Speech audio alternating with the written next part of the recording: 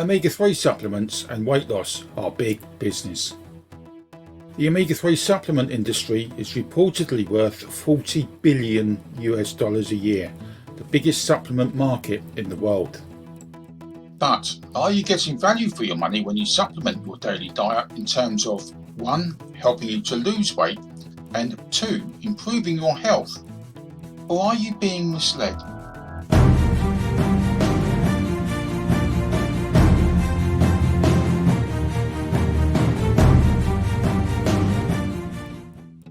Before you find out, to get an ongoing collection of news, reports, resources and courses on various other health and wellness issues, please click the subscribe button in the bottom right of the video screen, then click the grey bell icon so you don't miss out on future videos.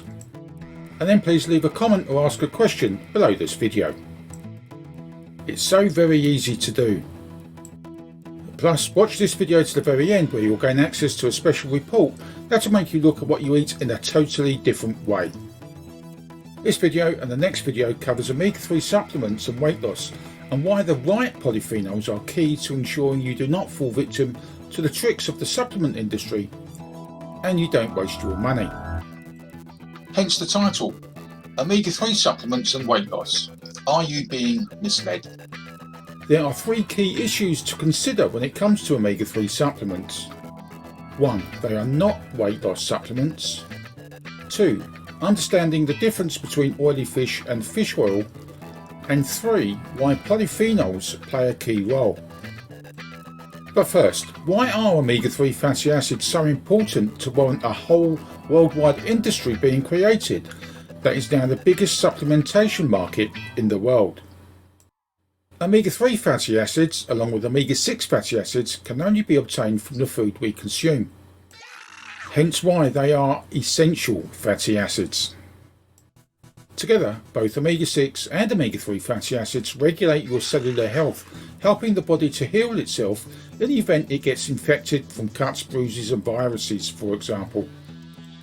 The omega-6 fatty acids are inflammatory and the omega-3 fatty acids are anti-inflammatory.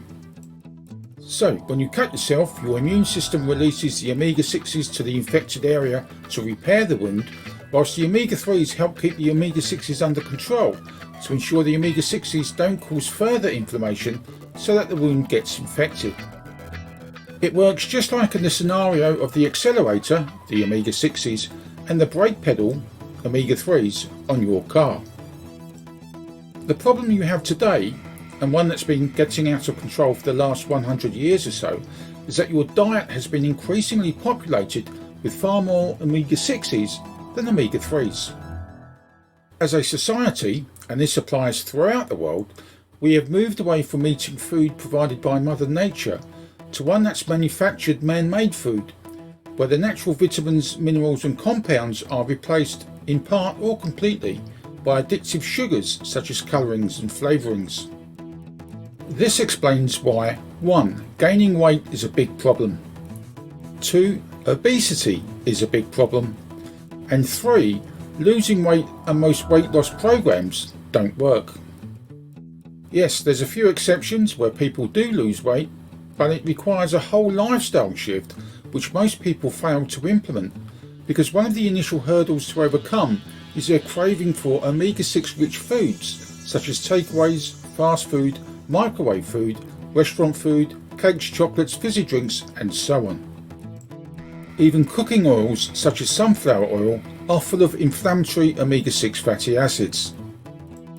This then leads to your cellular health, that is your omega-6 to omega-3 fatty acid ratio, being out of balance with far too many inflammatory omega-6 fatty acids, which over time makes your cell membranes impermeable so that any good nutritional food you do eat struggles to nourish your cells and the subsequent toxins cannot get released from those same cells. So when you are provided with a diet plan to help you lose weight, there's every chance it won't work. This subsequently leads to chronic illnesses and degenerative diseases breaking out in due course, because the chronic inflammation in the cells has been festering and allowed to build up unhindered. That's bad enough, but the other worrying aspects you should also concern yourself with is that A, those illnesses and diseases are showing up in people at a much younger age than 10, 20, 50 and 100 years ago. B, some illnesses such as type 2 diabetes, obesity, asthma and eczema were hardly known about 50 to 100 years ago. C, your children are now likely to be suffering with health conditions such as ADHD, asthma and eczema. Something that was unheard of previously.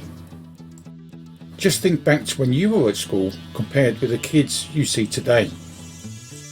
To put this into perspective, the World Health Organization recommend that your omega-6 to omega-3 fatty acid ratio should be 4 to 1 or less.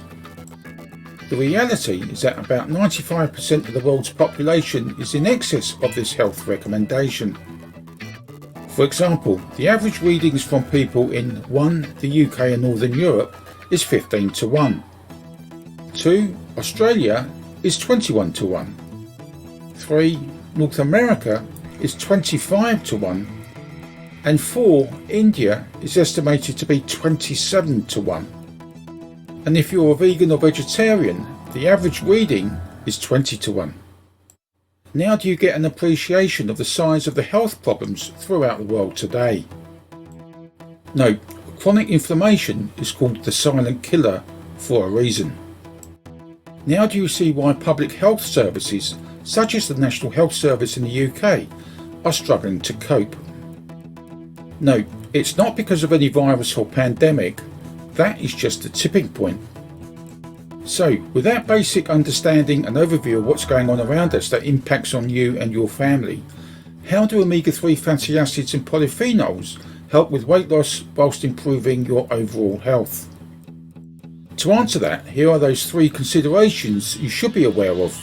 1. Omega-3 supplements are not weight loss supplements. The reason why you should take omega-3 supplements is to make up for a shortfall of omega-3 fatty acids and polyphenols that you should obtain from your daily diet. Such foods to consume are oily fish, including wild salmon, anchovies, mackerel, sardines and herring.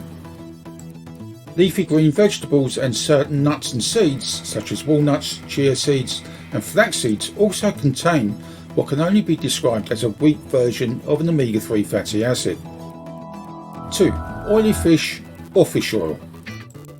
Your diet should comprise oily fish, such as mentioned in 1 above, and it's estimated that you should have the equivalent of 2 to 4 dishes a week of up to 12 ounces, 340 grams of such fish. And as your diet requires to make up any shortfall, unless you live where fish is eaten every day, such as the Eskimos do in Greenland for example, then it follows that an omega-3 supplement, usually in the form of liquid or gel fish oil with the antioxidant polyphenols, should be sufficient to make up the shortfall that your body requires. But it doesn't.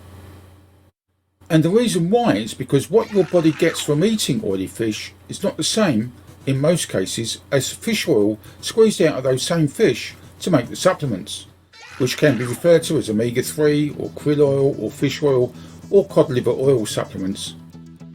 Here's why, which will be explained in the next video. So, what's your cellular health reading? That is your omega-6 to omega-3 fatty acid ratio.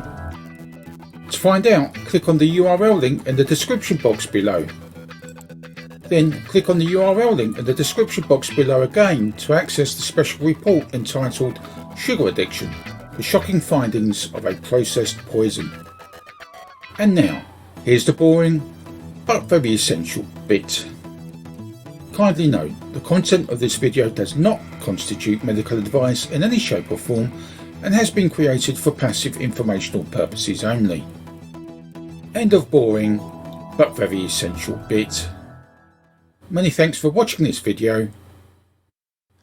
In the meantime, and until the next video is released, bye for now.